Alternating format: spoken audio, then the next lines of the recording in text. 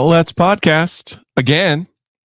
I had every intention today of waiting for the North Carolina Minnesota game to go live, go after dark live, right here from beautiful Eford Studios. Well, instead, NC State found themselves in a dogfight with Western Carolina in a game where the Catamounts led going into the fourth quarter.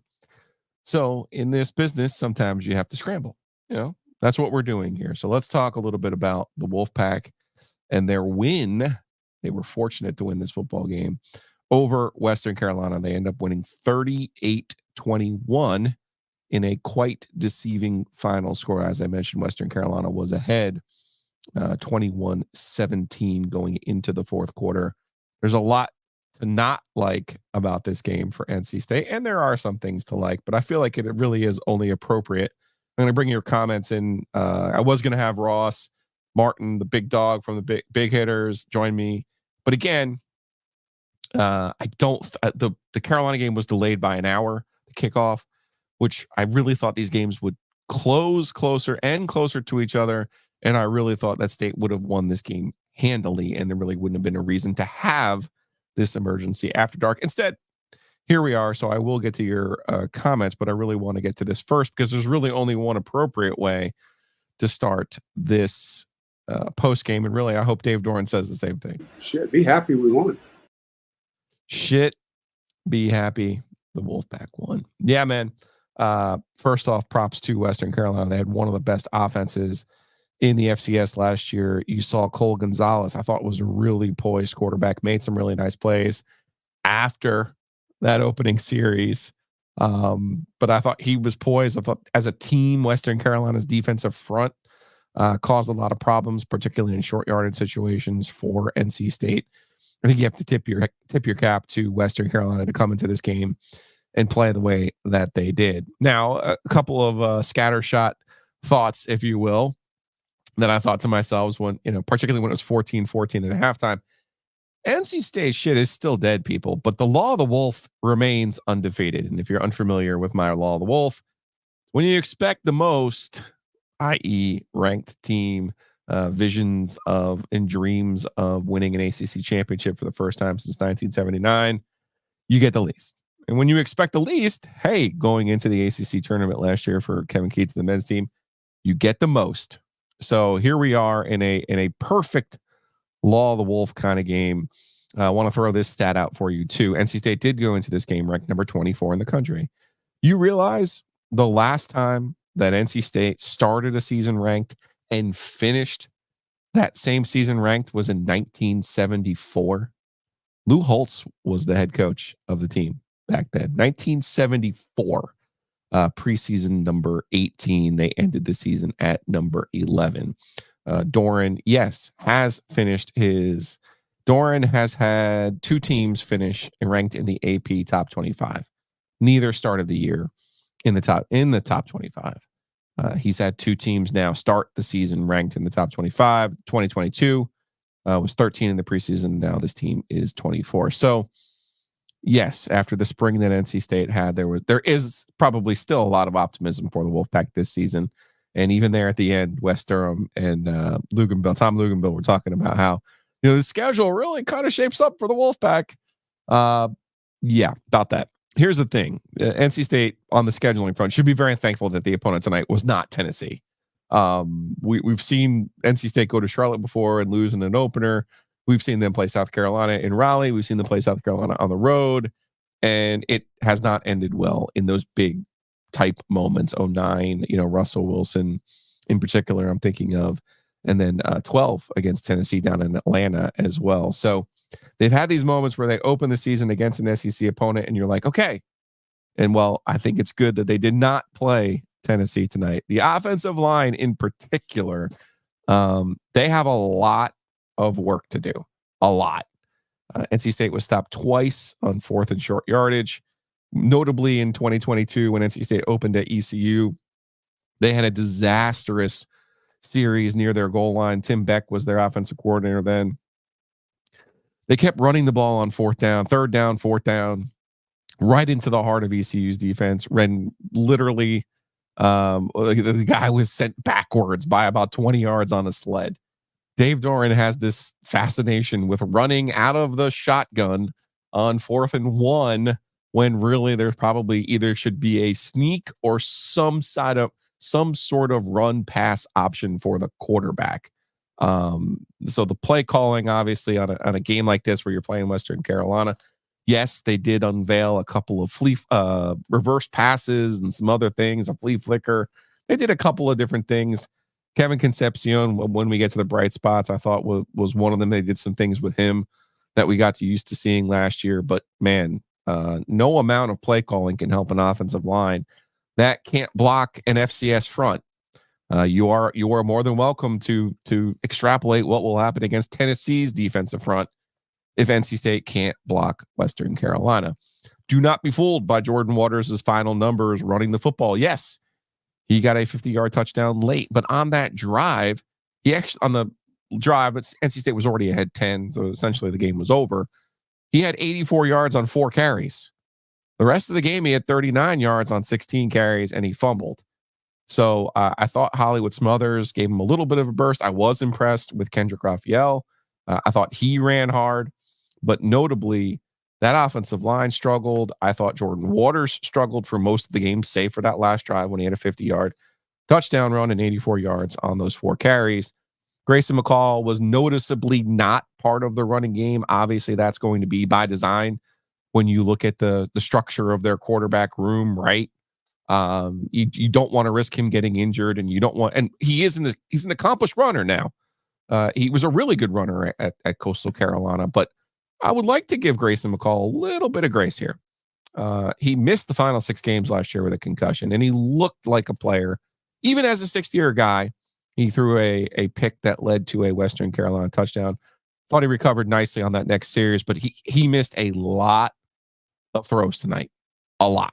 He struggled, and I'm guessing in the post game, I'm back here at Eford Studios. I was over at Carter Finley for the first 3 quarters, but I'm guessing in the post game he will be highly critical of himself, even though his final stat line is just fine on paper. 26-40, 318 yards, 3 touchdowns, and the 1 interception that Western Carolina did turn into a 7-0 lead. But I thought Grayson McCall looked like a guy who hadn't played in a minute. I know he missed a lot of throws. I thought he made some pretty good throws too, especially on the go-ahead drive. The touchdown to Kevin Concepcion was a big win there for McCall and for Concepcion. But those will all be the things that are good. One more head scratcher on this one. Caden Fordham, who is playing the mic this year. So he's not replacing Peyton Wilson 1-for-1. It's not the same position. The weak side is Sean Brown this year, the will or the weak side. But Fordham wears number 10, is this tall, lanky, white middle linebacker, right? So you got to think, and he played with Peyton Wilson. You got to think, oh man, how can I carry on this tradition of what Peyton Wilson has started? He drops a pick 6 on the very first play of the game. Fine, it's probably you're nervous, it's jittery, it's the first play, it's the actual first snap of the season, right? I'm not gonna fault the guy for dropping an interception that was thrown to him and would have turned into 6 points. But 3 plays later, and strangely, what may have been an homage to Peyton Wilson, he gets ejected for targeting. Now, I thought they could have thrown a flag for more of an unnecessary roughness because he did not use his head to initiate contact, which I kind of sort of thought was what targeting was. But it was Gonzalez had gone to the ground. It was one of those types of plays. I think they could have thrown a flag and for a late hit and not ejected him for targeting, but they did. According to our crack staff there, our friends at the Wolfpacker and our friends at Inside Pack Sports, Fordham serves the suspension basically in this game, the first half and the second half. So he will be eligible to play against Tennessee for those who are wondering about Fordham. But certainly NC State should be at a point in their program in year 12 under Dave Doran where they could lose Caden Fordham and still win a football game and in a more handily fashion than they did tonight over at Carter Finley Stadium. Before I get to your comments, just 2 more thoughts here. I thought this was the year we were going to not have to see as much from Kevin Concepcion.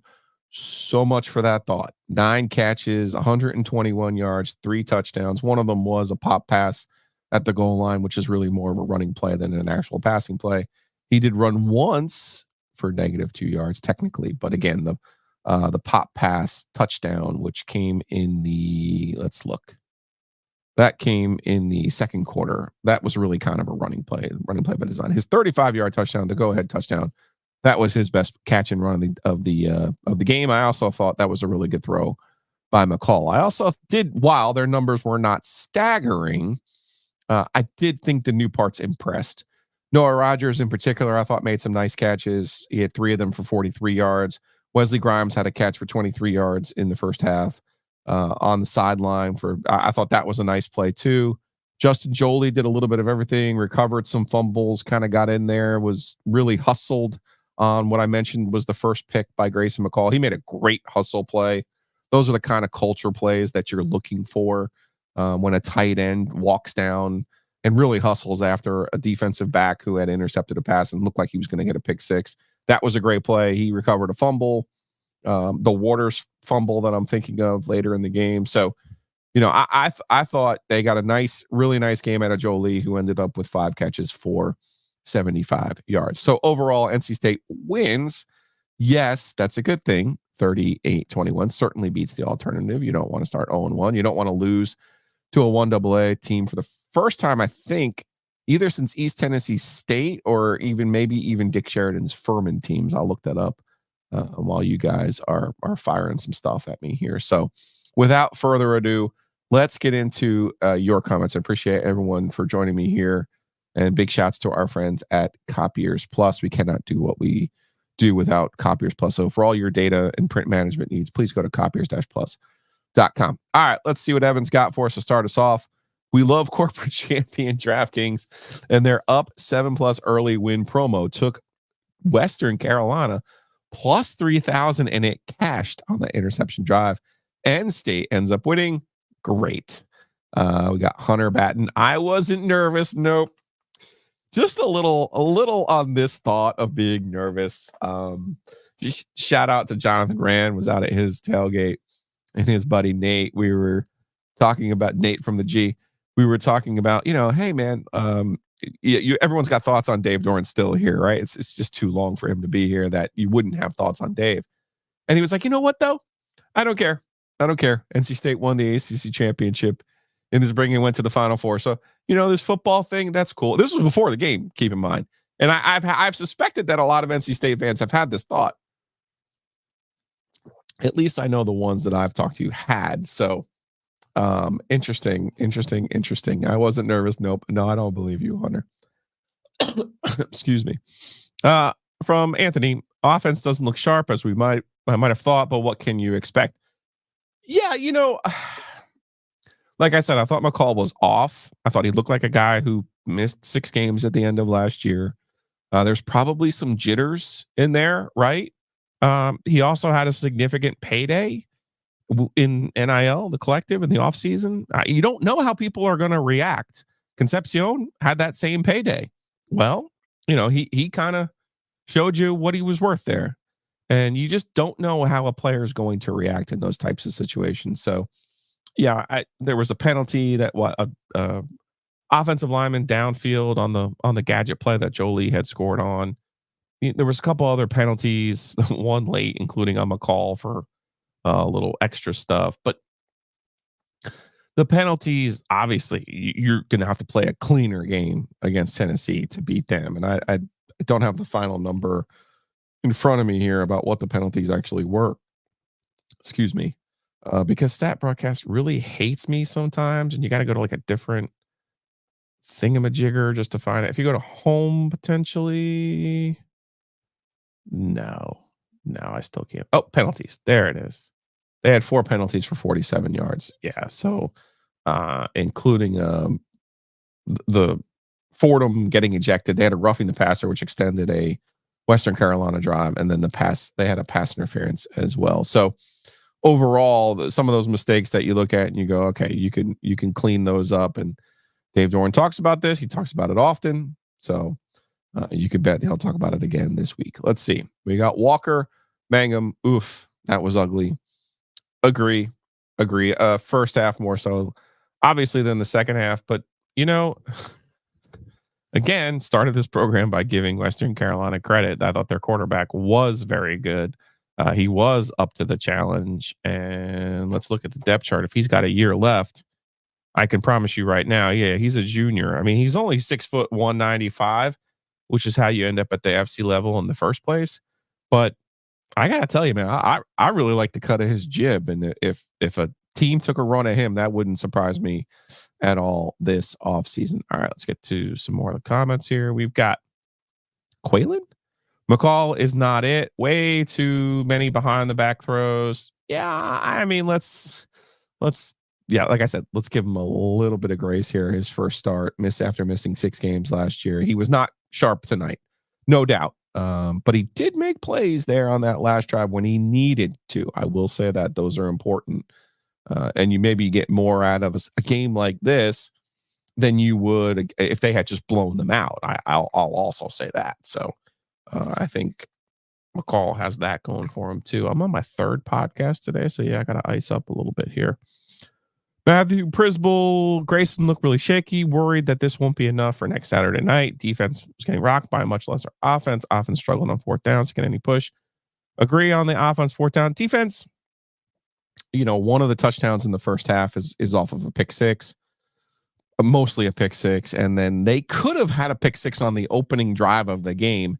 We're probably having a different conversation about the entirety of this game if Fordham catches that first pass and they go cash that thing in.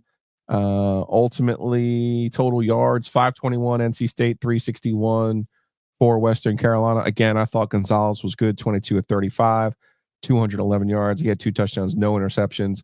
Ultimately, yards per play, one of the stats I do like to look at, 6.1, which is pretty good for Western Carolina, 7.1 for NC State. Obviously getting that last drive, the Waters drive to kind of salt the game away, added to that. So Jason, yes, shit, I'm just happy we won. You should be, because really the alternative is not great, Bob.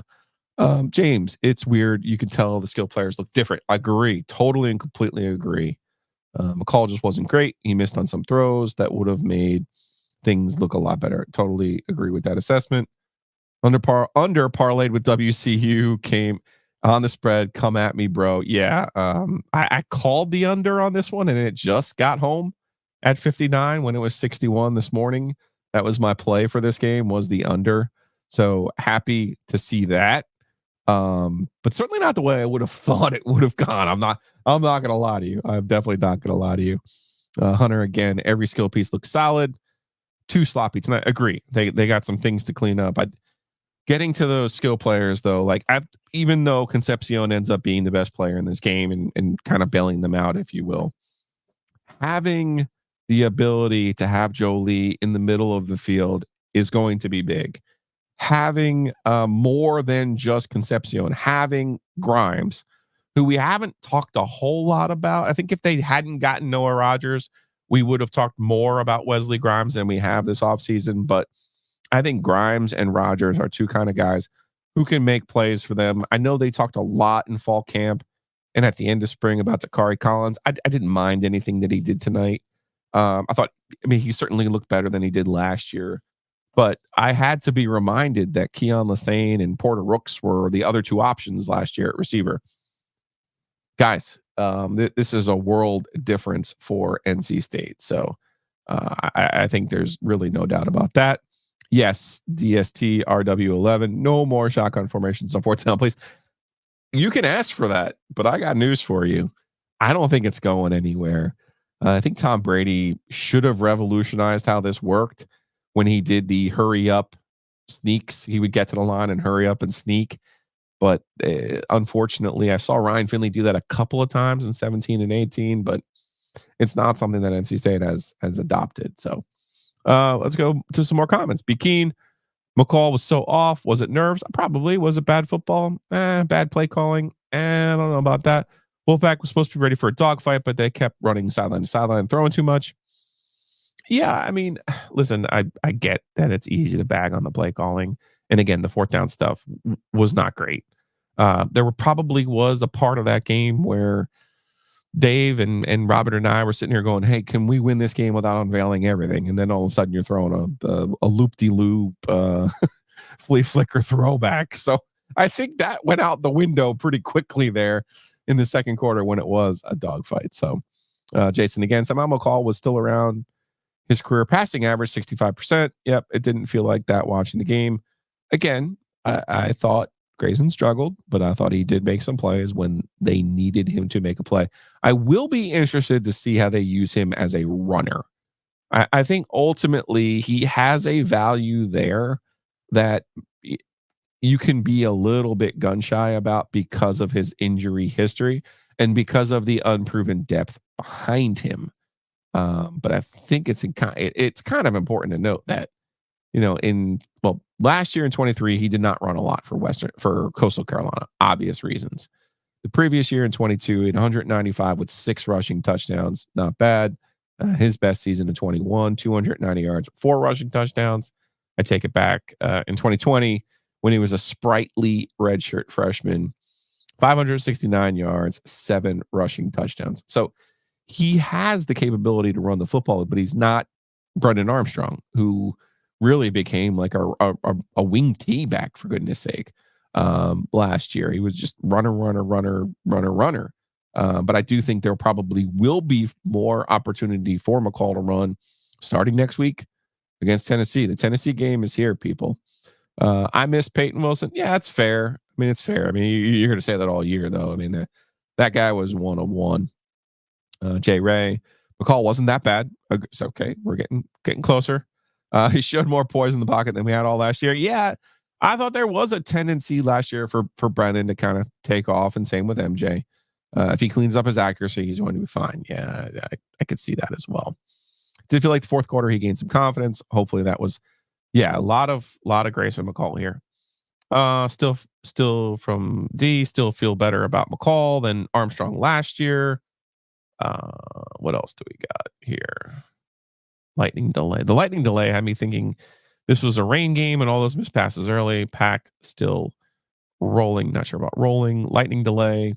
Yeah, the lightning round's coming down to the lightning round. I was looking for Brian and I was looking for the fake boss to make an appearance there. So, all right, Kyle, can this team win the ACC? I thought so, but after that performance, I am second guessing myself. That's a fair question to leave this game with. Again, though, I will say this about NC State. There have been years past where they've opened with an SEC team, they've been deflated, and it's taken them a minute to recover from that game. Okay.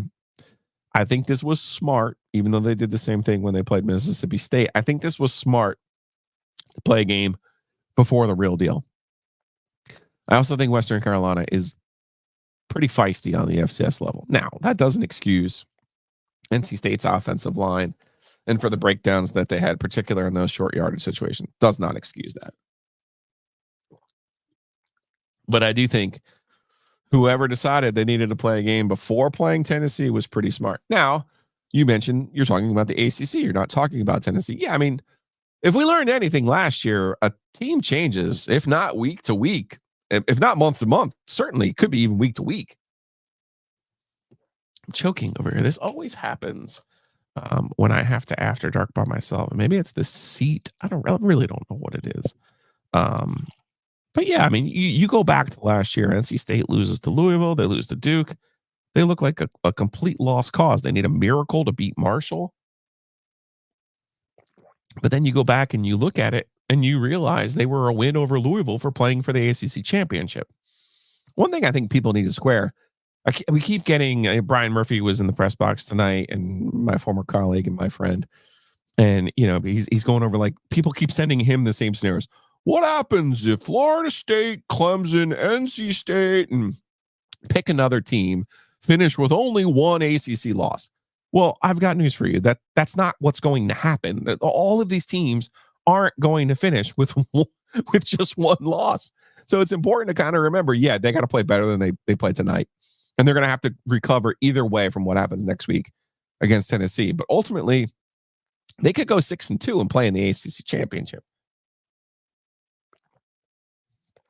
And after what they showed last year, their ability to recover, I think you got to give him a little bit of a benefit of the doubt. I'm not saying buy your tickets for Charlotte right now. I'm just saying don't get too crazy on this thing, okay? All right. Does Dave finally have his players? Here's one thing about this I did not pick NC State to win the ACC championship this year. I do not think they will win the ACC championship this year. That has nothing to do with what happened tonight. They added a lot in the portal. And in basketball, it's easier to reshape your roster and kind of sprinkle the dust and win. We haven't seen a team really do this in football. Okay. USC, when they hired Lincoln Riley, he took a bunch of guys from Oklahoma, including Caleb Williams, with him to USC. They didn't even win their conference because I had a bet that year on them. They lost to Utah in the championship game. We saw Deion Sanders bring a bunch of players to Colorado, including his son from Jacksonville State, and all kinds of other stops in between. It's just not as easy in football. And I thought it was interesting in the presser that Dave had last week. He talked about how he took them out into the woods and they did like a training exercise, trying to build some camaraderie. And notable that Grayson McCall was voted captain by his teammates. It tells me two things. That tells me he was pretty good in spring practice and in fall practice. You don't get voted by your teammates without being good in practice and being good to them. So if you're sitting here thinking, oh man, this guy must have stunk this whole time in practice, what have they been doing? No, he was obviously pretty good for his teammates to vote him to be captain of his team. And then the other thing, there was a chance there in that second half. I know a lot of people talked about CJ Bailey.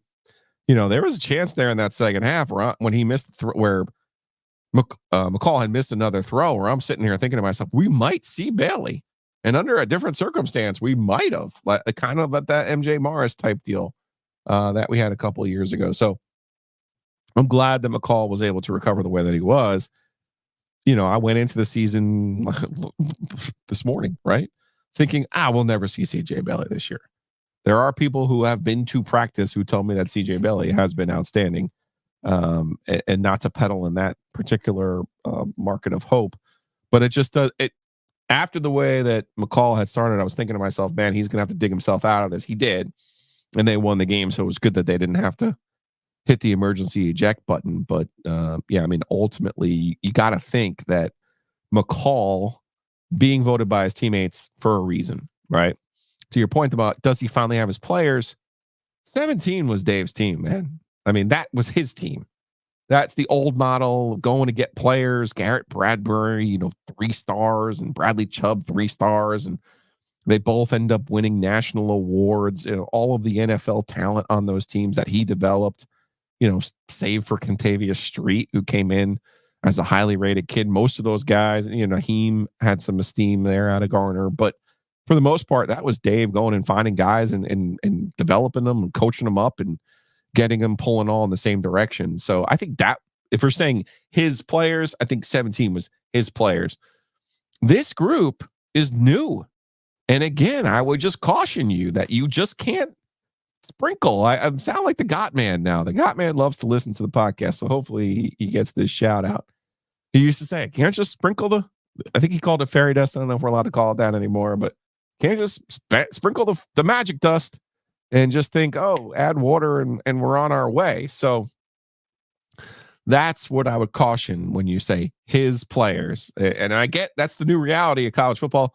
We just saw Florida State have a lot of success with a lot of transfers. Their quarterback, though, Jordan Travis, had been around for 3 years. So there is a distinction there. This is a new quarterback in a new situation. I do think Grayson McCall played in some big games at Coastal Carolina. This was obviously not that big of a game, but it's still a bigger stage. And I could understand him having a little bit of that, even in year 6, having a little bit of the bubble guts. My man, Bud, you're the best. Would have been nice if the redheaded kicker hit the field goal. The over would have helped. No, Bud, we didn't want the over. We were crushing that under all day long. I thought you knew this. All right. Call me crazy. this might have been the best case scenario. Seems like Dave needs something to bounce back from. This poor performance could be it. Plenty of motivation for Tennessee. I agree in the sense that now people will be doubting State, and they weren't doubting them before. So you will have yourself the opposite side of the law of the wolf. When you expect the least, you get the most, and people will show up in Charlotte next week expecting the least after the way that this game unfolded. So you're not crazy.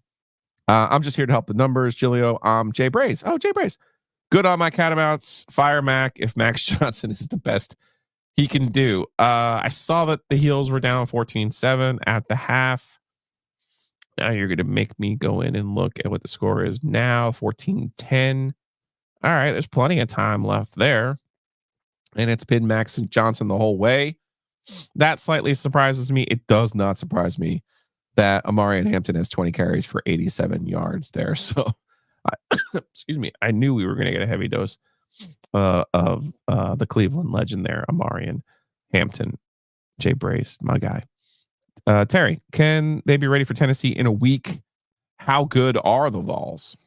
Excellent question. Tennessee, you have to figure is going to have talent up front, particularly on the defensive line. But going back to the bowl game where State played Kentucky, who was just a middle of the road SEC team, and they even had a losing record that year and it was the pandemic year. They had a losing record up front. They played bully ball with State, and I think that's the worry. Same thing with Mississippi State. They weren't that good, and they played bully ball with State. That's the concern. Tennessee's a little bit higher on the hierarchy than Kentucky and Mississippi State. So they're going to have guys up front on defense. They're going to have guys at the skill players. I've been saying this guy's name wrong this whole time. I'll learn it this week, but it really does look like he is the ultimate portal all-star. It's spelled kind of sort of like Ama leaving the quarterback. He was the one of the top rated quarterbacks in his class last year. So, Tennessee obviously is a significant challenge, and where Dave has struggled in these types of situations, when Dave has better talent than the other team, he almost always wins. I can count on a couple of hands here, a couple of BC home games, and a couple of fingers, I should say. A couple of BC home games and the ECU game in 16 are about the only teams that he's been better than and lost to. For the most part, when Dave has better talent, he wins. The issue becomes when it's equal or lesser talent. That's where you kind of get into some of those Florida State, Clemson sideways games. I've already mentioned Kentucky, Mississippi State, Texas A&M. Oh boy, Jimbo put it on him pretty good there. Now a lot of these are in bowl games too, where guys don't play. So I'm never really banged on Dave for the Texas A&M loss, but it was pretty clear that day that Texas A&M had much better talent than NC State. Does that mean Tennessee automatically does? No, but I do think it's fair to say that Tennessee has at least equal talent, and I think you probably have to give their skill players more of an edge, even though State's gotten to the point now where it's not just a one-man team, okay, despite what Casey had done today. So we'll see how that plays out. Ken, what Jay Bray said about the Heels and Mac. Yeah, listen, I went into tonight with every intention of focusing on this game, the Carolina game. I watched a little bit of the second quarter of that game, but I wasn't able, the end of the second quarter, I really wasn't able to watch as much as this game as I wanted to. So that's part of why I had to punt here. And sometimes you got to audible too and go to where the story is. Sometimes you got to be where the story is. All right, from Jermaine. Excuse me, Jermaine. They'll be okay. New pieces just got to gel. Yeah, I mean, there's some of that. There is. The offensive line, though, Belton's a returner, Carter's a returner, McKay's a returner, Peake's a returner. So, the only new piece there is Zeke Correll, the center from Notre Dame. I really was surprised at how poorly the offensive line played, particularly in the first half of the football game. That is definitely concerning. But again, ugly win beats the heck out of a pretty loss. Yeah, absolutely. Let's see. Um, uh, don't know this. I'm a crow caw. Tennessee game is going to be ugly. Could be, but you are starting to get into law territory there. When you start to count them out, that's where those issues kind of come. The Wolfpack will turn around when you expect the least. From Chilton, think Fordham can make a big difference on D. They look better as the game went on, but still not great. I mean, he's their starter for a reason. Again, they should be able to beat Western Carolina without him, but I think I think it's fair to say the guy won the job, and you'd rather see him on the field than not. Let's see, Richard, was this focusing on Tennessee and not the game tonight? I don't think so. And there was even some parts of this game that I didn't like from a coaching management standpoint. End of the first half, they had a chance to kick a field goal, and they didn't kick the field goal when they should have, because in a tight game against an equal or ACC or SEC opponent, you would have taken the points there, and you should put yourself in game situations and execute in game situations, especially when you have a new kicker. So I did not like that. I felt there was some times where they went for it on fourth down, where it was them telling themselves, oh, it's just an FCS team. We can beat them. We can get this 1 yard.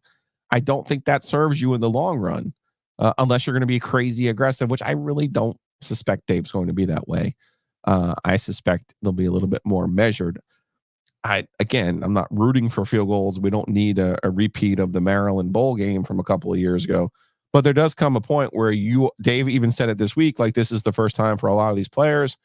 There's a 2-minute warning. You got headset communication. There's a lot to actually getting in a game and seeing how the players react in a game type situation. I think you could say the same thing for the coaches. This isn't NCAA 25. This isn't Madden. You can't just go for it every time because you feel like you can go for it. Again, I thought the sequence at the end of the first half in particular, you bring the field goal kicker out, you take the lead going into half. That's what they did on the first series of the second half. And the new kicker, props to the new kicker, man. Dave, went through the desert there. Kanoa Vincent. I thought he hammered home the kick that he got. My concern was, man, now you're throwing him out there after not taking the chip shot in the first half. I thought that might have backfired against them, but he comes in the third quarter. Let's see if I can get my computer to cooperate with me and tell you how long it was, because it wasn't a chip shot. 46 yarder. So again, I don't think there was any like, hey, let's focus on Tennessee, or even like I had mentioned before, I don't think there was like a holding back of plays. You're emptying the playbook there a little bit with the dipsy do again. So I think tonight was merely about, you had a quarterback struggle early, you had an offensive line struggle, you had a defense, fair enough. One of the scores, Western Carolina in the first half, was all set up by their defense, but you had a defense, be a little bit sloppy and miss their guy in the middle. I think that's fair as well. A wide receiver that can get separation is such a weapon. I'm gonna read between the lines here, and Ken is referring to both teams, that State has a few of those and that Carolina potentially does not this year. Should State just not play in state schools besides Carolina? It's a pretty good point there, Stephen. Dave does seem to get the best out of his group when they see that Tar Heel blue, and yet there can be some struggles in other games like East Carolina, like Wake Forest, like Duke last year. So let's see. Chilton again, was hoping to see a bit of Bailey tonight. No chance of that.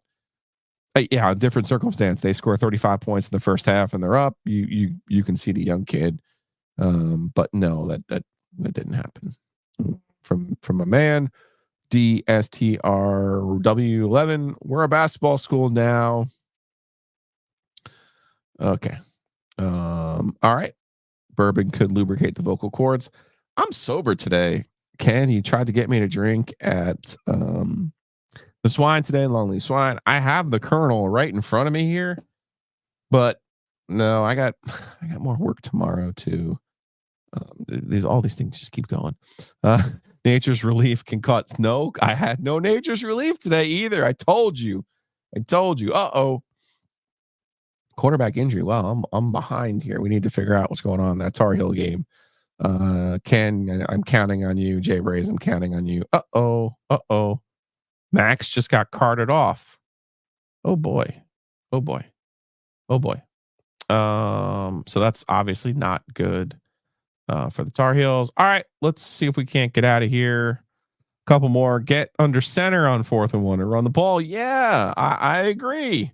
Although they did do that once, even though it was to the outside with Waters and he couldn't make the guy miss. I like on 4th down. Again, you could pull a Tom Brady, you speed it up, you take the sneak. It's like a sneak, a double sneak. I like on 4th down almost like a 2-point play. You got a bunch of 2-point plays where you roll your quarterback out, you give him some different options. If he has to run for it, he can. If he can throw it, you usually give him 2 or 3 different like a waggle play where you're giving him 2 or 3 options down the sideline there. I think that's probably the way to do it. But, you know, like I said, Dave has like a weird fetish on 4th and short where he's like convinced that he'll never be able to speak to his offensive line again if he doesn't call a run straight up the middle on 4th and 1. And it's like, first of all, you don't owe the offensive line anything, or you owe your defense the same amount you owe your offense.